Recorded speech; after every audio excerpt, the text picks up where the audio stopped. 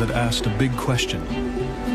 What would happen if you put the most active volcano on the planet in the wettest place on the planet? And then made it all so remote that everything that happened here happened in complete isolation from the rest of the world. Now we know what would happen. Hawaii would happen. This is the story of the intricate web of connections that made this 350-mile-long island chain what it is today.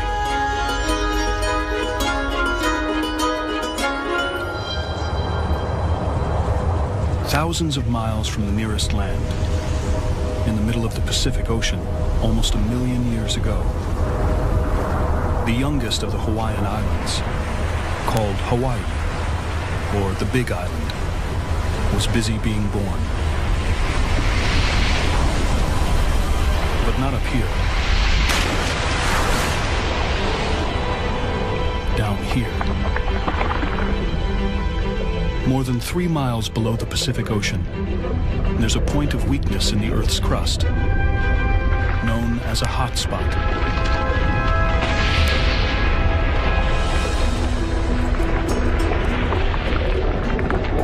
Superheated molten rock forced its way out, billowing into the ocean,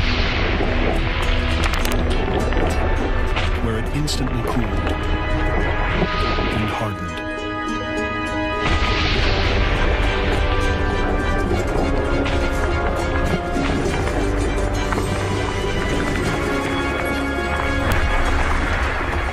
Over hundreds of thousands of years, the lava gradually piled up, layer upon layer, higher and higher.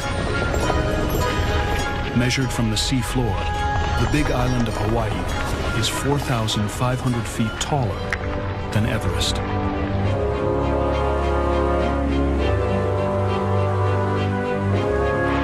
It's so tall that it supports 11 of the world's 13 climate zones.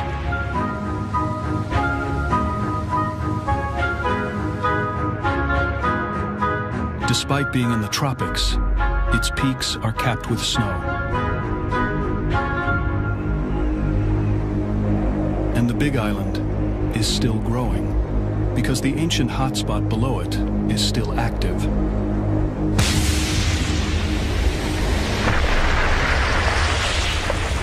And it's still plenty hot. Hot enough to make a complete spectacle of itself. Courtesy of the world's most active volcano, Kilauea.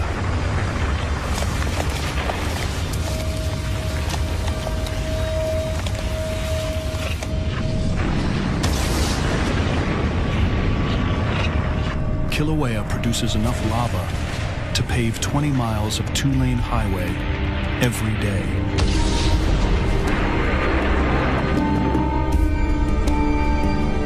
The hotspot forms the Hawaiian Islands, and the islands in turn form a 350-mile barrier to the prevailing winds.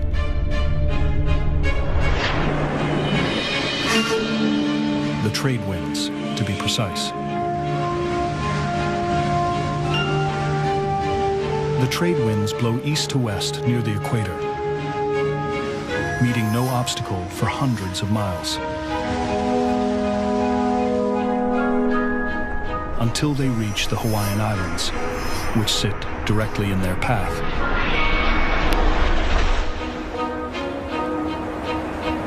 Hitting this enormous barrier depletes the force of the wind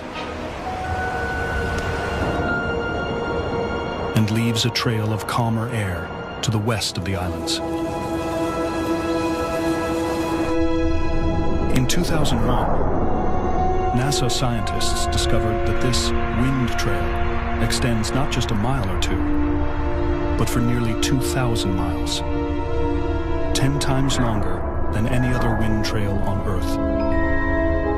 And it causes a mysterious effect unique to Hawaii. The wind trail drives a current of warm water that stretches all the way to Asia, over 4,000 miles. A quarter of the way around the globe. These calm, warm waters are the annual destination for one of the planet's most magnificent species, humpback whales.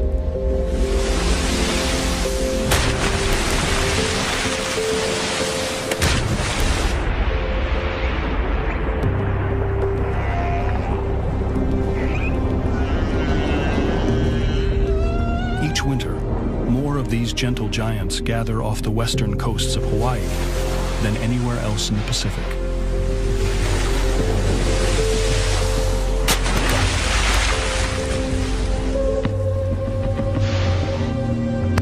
They travel over 3,000 miles from the North Pacific because Hawaii provides a safe haven to breed and raise pups, far away from their chief predators, Alaska's killer whales. But there's a price to pay for peace of mind. Humpback pups can feed on their mother's milk. But for the adults, there's nothing to eat. This area is so low in nutrients that scientists call it a pelagic desert, a desert in the open sea.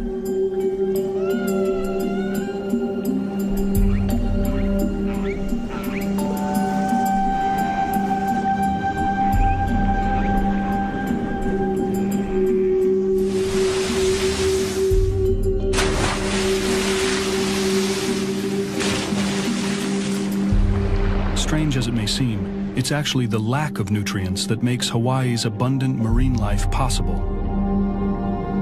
It all begins with the coral. Coral is part plant. To survive, it needs sunlight for photosynthesis.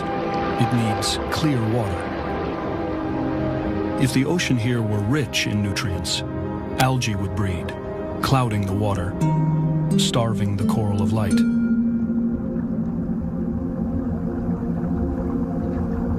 So the same expanse of sea that's a bare cupboard for humpback whales is a paradise for coral. And coral is the indispensable ingredient in Hawaii's unique underwater ecosystem. A quarter of the fish that evolved here are found nowhere else on Earth. Some are very strange indeed.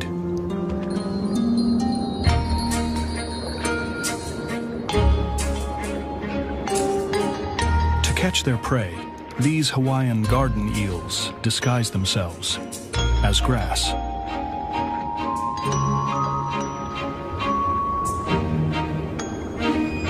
Little cleaner wrasse work hard to make a living. They run a cleaning and parasite removal service for bigger fish. And they throw in dental work for free. But Hawaii's coral reefs are more than just home sweet home to exotic species of fish. A lot more. They are the last link in the chain of phenomena that creates these monsters.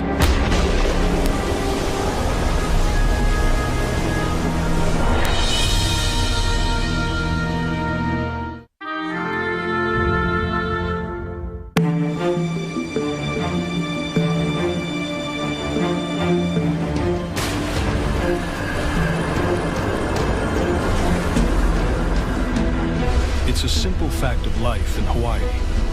No coral reefs, no surf. Here's why.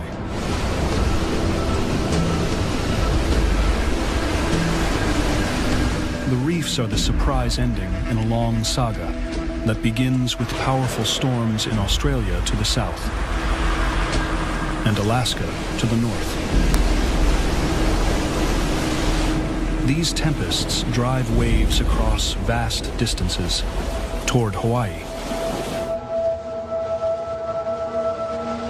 As they travel, they join together, creating huge Pacific swells. But monster surf is not caused by waves alone. It relies on something else, something bigger, something Hawaii also has one or two of. Volcanoes.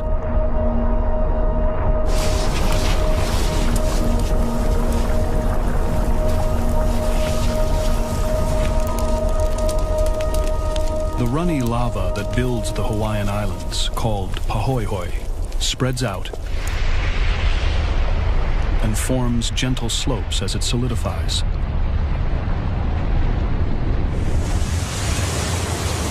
But when the lava hits the sea, it cools rapidly, forming steep underwater slopes.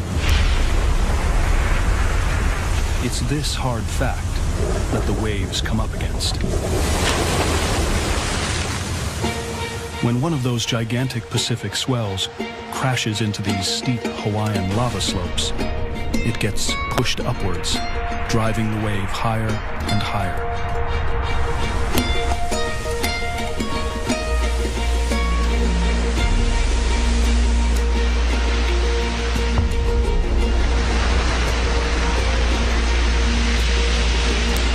Until finally, it hits a coral reef.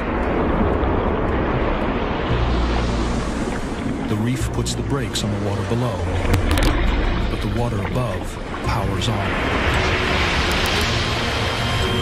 And the wave breaks into a perfect barrel.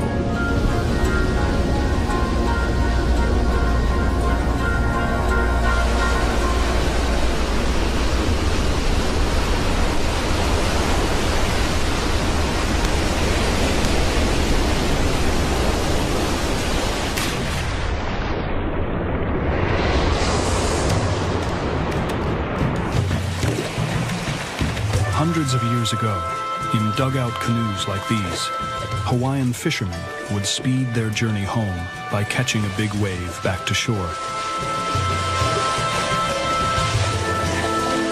This turned out to be so much fun that they started making special boards to ride the waves and competing to see who was the fastest. Soon they had invented a sport they called He Nalu.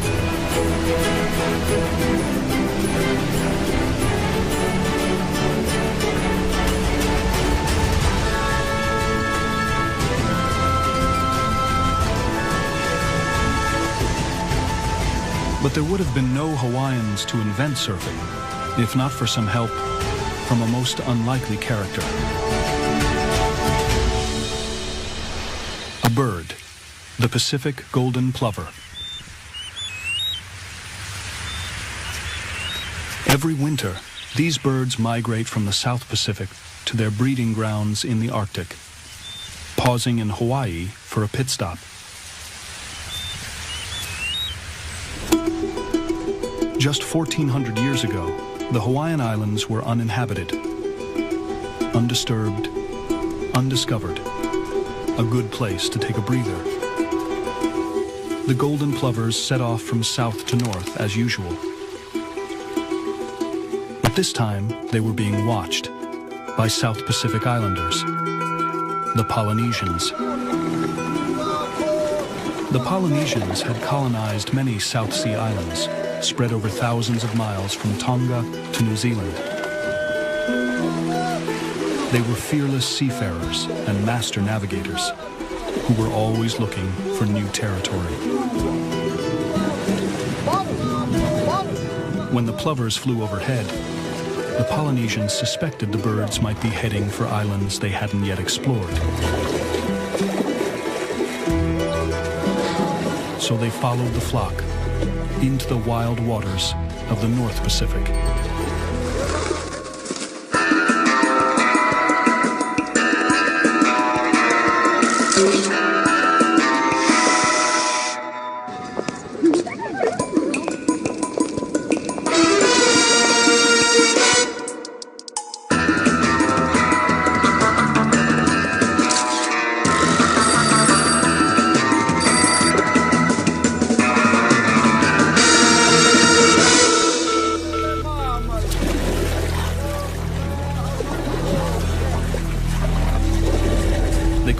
up with the streams of birds for long.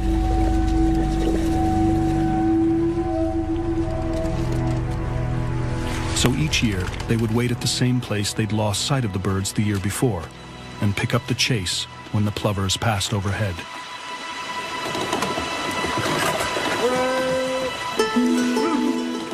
In a remarkable feat of generational stamina, the Polynesians tracked the plovers for almost 400 years, but it paid off. Around 1000 AD, the golden plovers led them to Hawaii.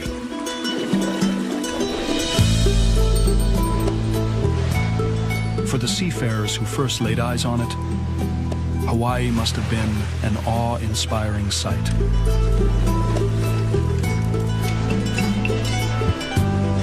But before the Polynesians could become Hawaiians, the islands themselves would have to undergo a dramatic transformation.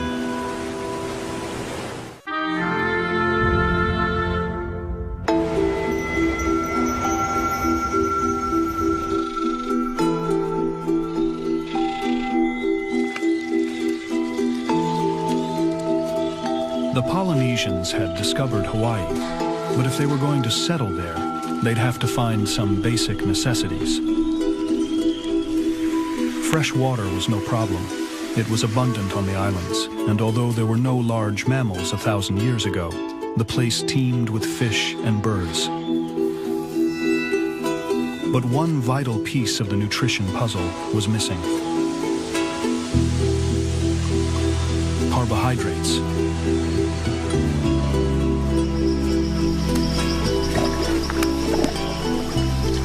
Fortunately, the Polynesian adventurers hadn't come empty-handed.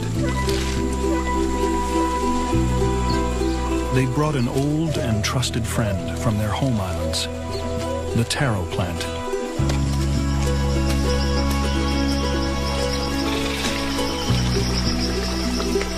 Wherever the nutritious taro thrived, the Polynesians could thrive. But lush as it may seem, Hawaii was not in fact an easy place to grow food crops. Its volcanic geology can lock away crucial nutrients like phosphorus, so plants can't get to them.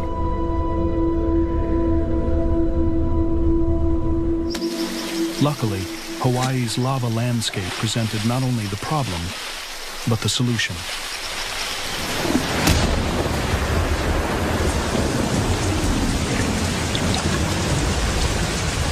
Volcanic rock is tough, but it's no match for Hawaii's plentiful rainwater.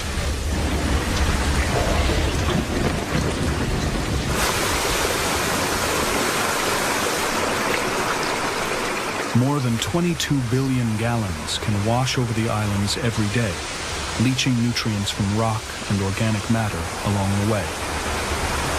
By the time it's funneled down to the valley floor, the water has become rich in the nutrients plants depend on. And here, Hawaii's geology teamed up with the taro's biology. Where most plants would drown, taro has a kind of breathing tube in its stem that allows it to prosper in Hawaii's waterlogged conditions. The Polynesians pounded the taro into a carbohydrate-rich paste, poi, a Hawaiian staple to this day, which can resist spoilage for years. And Hawaii had another gift for the Polynesian farmers, one they'd never encountered before in all their wanderings. It came from up here, the Big Island's volcano, Mauna Kea.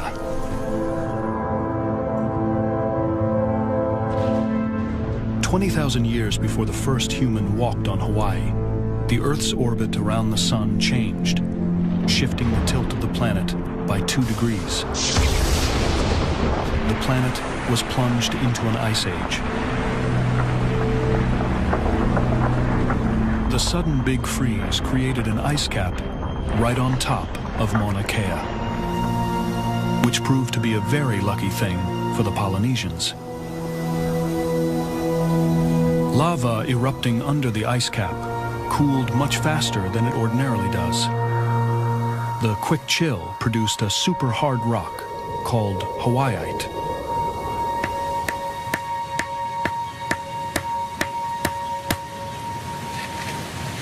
Hawaiite was harder than anything the Polynesians had ever encountered before. They quickly learned to shape it into a variety of useful tools, which made it possible for the Polynesians to farm on a much larger scale than they had on their home islands.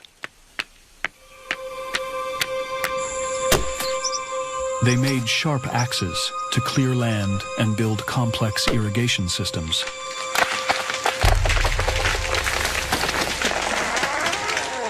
They made chisels and knives, hoes and spades. The discovery of Hawaiite by the Polynesian settlers was as important to their culture as the Bronze Age was to Europe.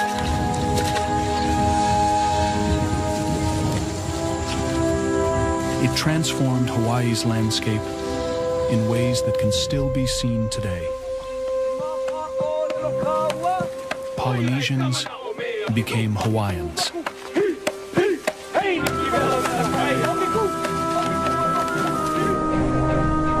But Hawaii would never have become such a land of plenty if not for one tiny seed carried in a tempest.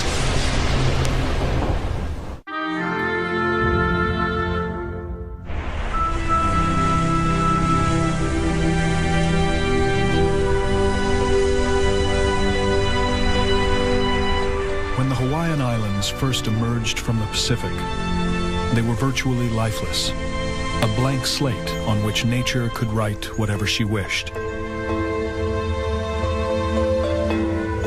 Almost immediately, she began to compose.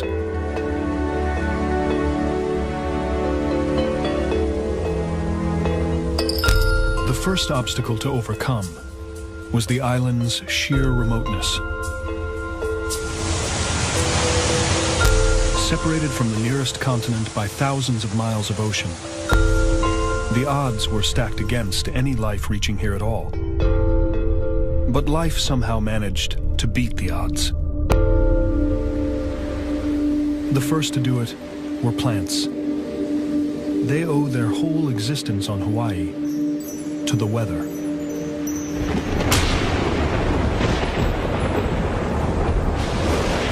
Huge storms created powerful vortexes of wind.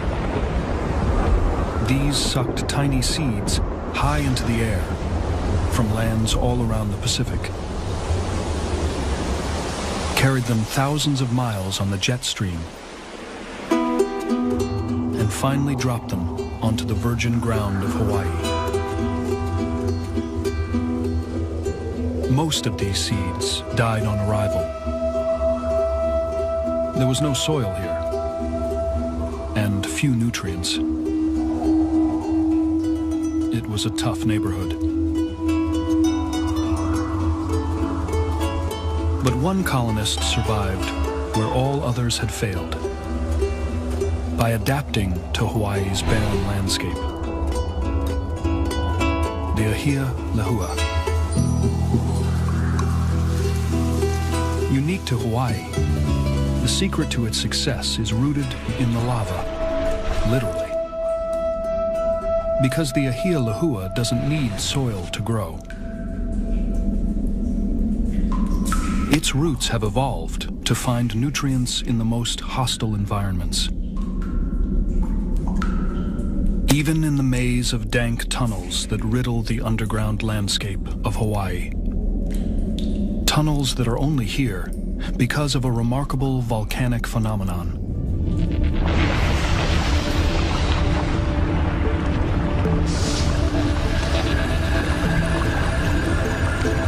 At 2,000 degrees Fahrenheit, Pahoehoe is the hottest and fastest flowing type of lava on the planet.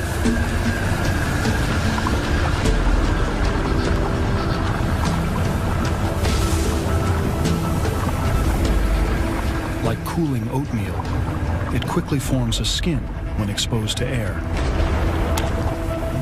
A skin that eventually encases the lava stream in a tunnel, a lava tube.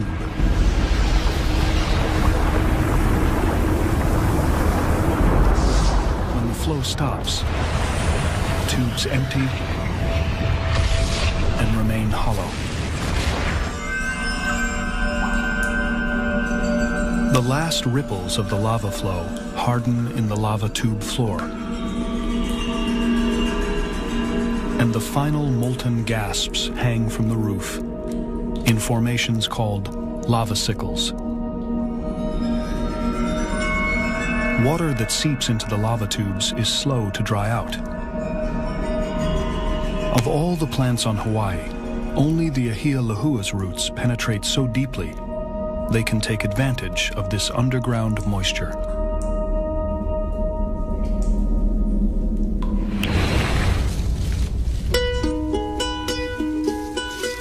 The ahia lahua was so successful, millions of these trees now cover the islands and can grow to be over 80 feet tall.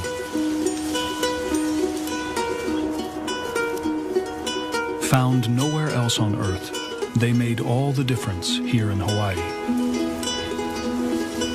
Because these resilient plants that could thrive even without soil became the soil for the next wave of plant species as they decayed and composted. And so, the Hawaiian Islands gradually changed from desolate black to lush green.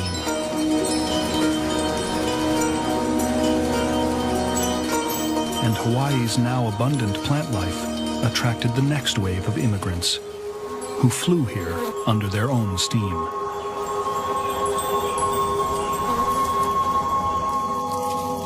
Bugs. But not just any bugs. Meet the fruit fly.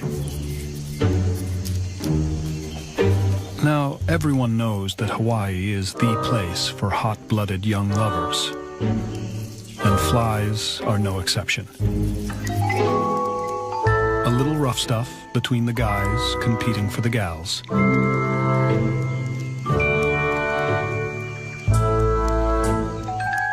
Some seductive dancing with 3 left feet. And the next generation is on the way. More than 1,000 species of fruit fly have evolved here, and nowhere else.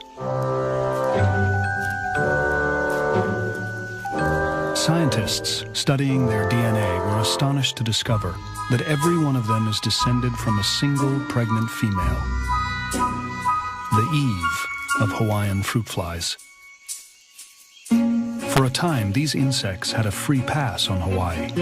There weren't any predators here, yet. But over time, a meek vegetarian rose to the occasion and became a ferocious carnivore. This caterpillar is the Eupithecia, a master of disguise. Has special Brazilian rub-on shoes, which makes him jump 12 feet high. I heard he wears the lightest shorts allowed by the NBA. That's why his hang time is so long. His head's aerodynamically changing. Now he's so fast, he can pass the ball to himself. You know what I heard? Every time Grant Hill drinks Sprite, he's not thirsty anymore.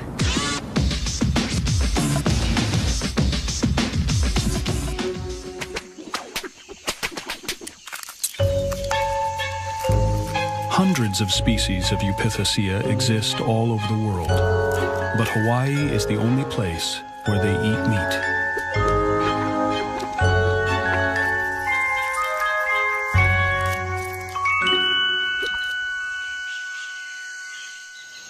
Some 30,000 years after its emergence from the sea, Hawaii had become an Eden for flora and fauna.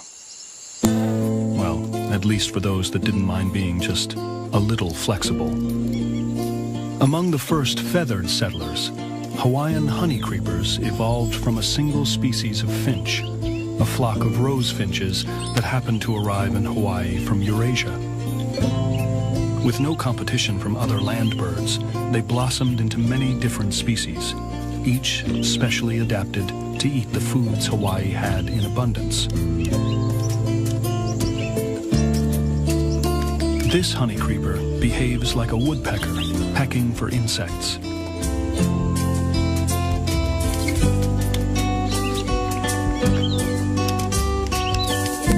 This one sucks the sap from trees.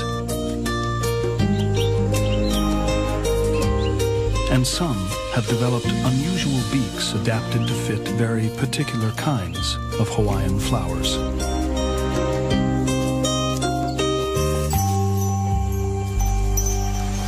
Many honey creepers were wiped out by disease after the first human settlers arrived. But it wouldn't be long before the Hawaiians found themselves on the brink of extinction.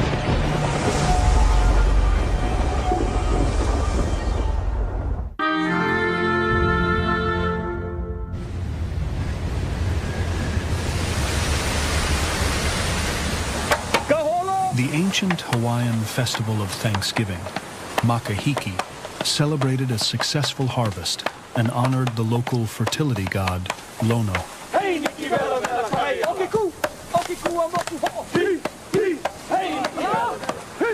Hawaiian mythology prophesied that Lono would visit during this festival and arrive by sea. And sure enough, during one Makahiki, a huge sailing ship hove into view.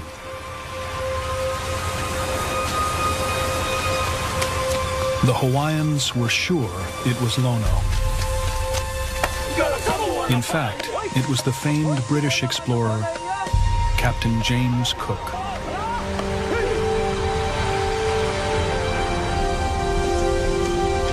Cook arrived at the Big Island on January 16, 1779. He was welcomed as a god and did nothing to deny it. The British exploited this case of mistaken identity to the hilt, repairing their ships and taking on food and water. They stayed 19 days. 19 days that would change the history of Hawaii forever. When Cook set off, bound for home, the weather closed in.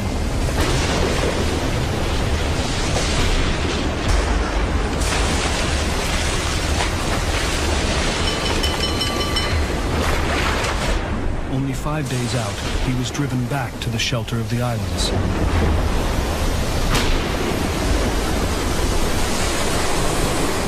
This time, there was no divine welcome. Surely a god would have been able to control the weather.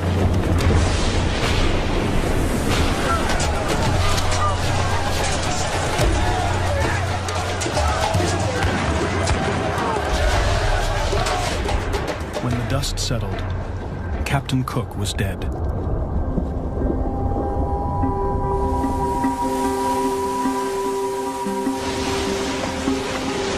But his crew lived to tell the tale. And that meant Hawaii's centuries of isolation were at an end. Within 10 years, outsiders were racing to exploit the newly discovered islands. Sandalwood was shipped to China. Guano went to North America to make fertilizer. Whole colonies of sooty terns were killed off for their exotic tail feathers, shipped off to grace the latest hats in Paris, London, and New York. But some American entrepreneurs weren't content to simply export the natural treasures they found in Hawaii. They wanted the place itself. And they wanted it because of its climate. Hawaii's climate is determined by its isolation. Winds that reach its remote shores have blown across thousands of miles of ocean, picking up tons of moisture along the way.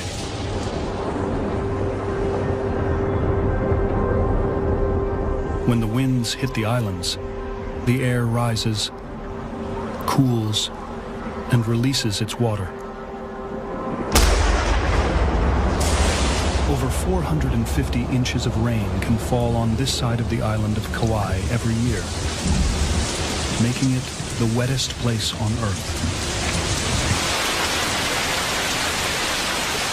All this water, along with the abundance of sunshine, made 19th century American businessmen see dollar signs. In Hawaii, they had found the ideal conditions for growing the big money crop of the day: sugar. But there was a hitch. They needed local manpower to build and farm the plantations. And Captain Cook's visit had made that somewhat problematic.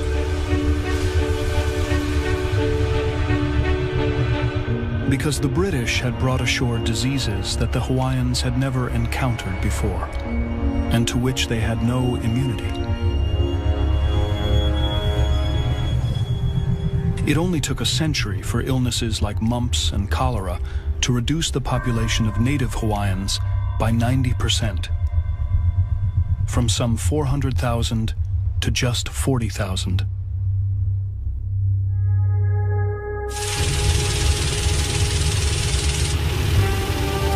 Which meant that more than 300,000 workers had to be shipped in from all over the world. Just 100 years after the first plantations started up, sugar farming had become a massive success, churning out more than 1 million tons of the stuff each year.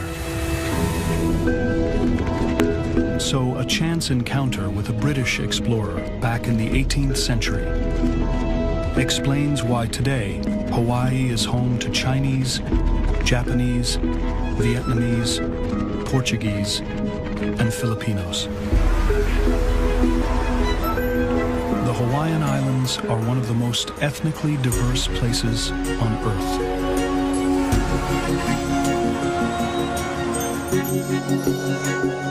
They're also the most climatically diverse. And the coldest and highest of its climate zones is perfect for these.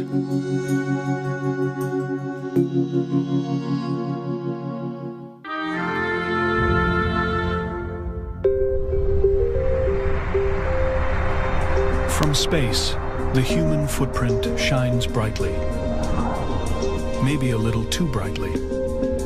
Light pollution means the night sky in most parts of the world is no longer jet black, but dull gray. Out in the middle of the Pacific Ocean, far away from the bright lights of North America, it's a different story. The dark sky has made this the perfect place for stargazing. The world's largest collection of space telescopes, the Mauna Kea Observatory. The Big Island's dormant volcano provides a clear view in all 4 dimensions. Not only is it far from the light pollution of the mainland, but it also sits nearly 3 miles above sea level. That's crucial, because at this altitude, astronomers are looking through half the amount of air they would have to at sea level. And the less air, the sharper the image.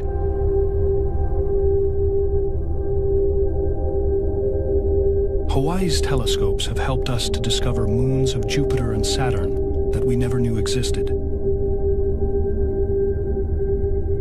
Planets outside our solar system.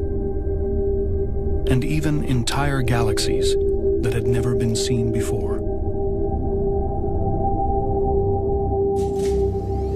But this location won't be ideal forever. Because the same geological forces that created Hawaii are still at work.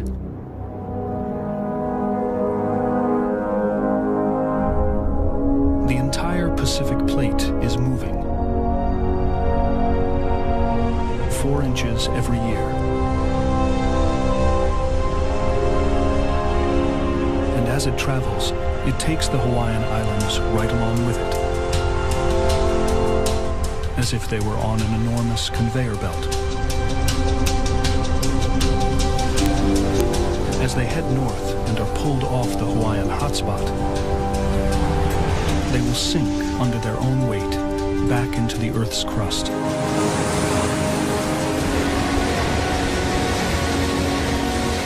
At the same time, waves, wind, and rain will gradually erode them away to mere atolls. In only 10 million years, a hiccup in geological time, the mountainous island of Kauai, more than a mile high, will disappear beneath the waves. It'll look like this, a tiny island which itself was once a great mountain.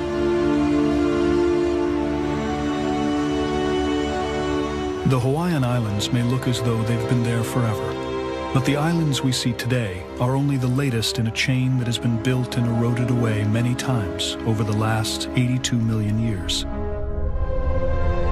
The result is a range of underwater mountains that stretches all the way to Alaska. At the far end, nearly 3,000 miles away, is a fiery grave in the Aleutian Trench, where the islands are swallowed back into the earth. But that's not the end of the story. Not by a long shot. Because deep under the ocean, at the start of the chain, that original hotspot is still hard at work.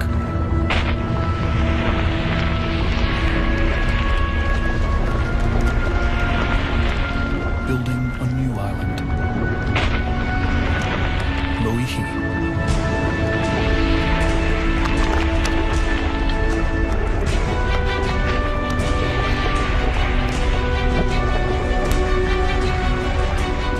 Only 3,000 feet below the ocean surface, it's already bigger than Mount St. Helens.